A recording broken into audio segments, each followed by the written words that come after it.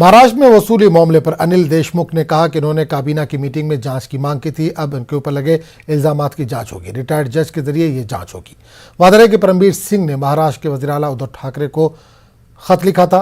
8 सफ़ात पर मुश्तमिल खत में दावा किया गया था कि देशमुख चाहते हैं कि पुलिस अफसरान हर माह 100 करोड़ रुपए की वसूली करें। मेरे ऊपर जो एक्स पुलिस कमिश्नर, माजी पुलिस आयुक्त मुंबई, इन्होंने जो आरोप किए थे उसकी जांच होना चाहिए, ऐसी मांग मैंने कैबिनेट की मीटिंग में माननीय मुख्यमंत्री महोदय को की थी।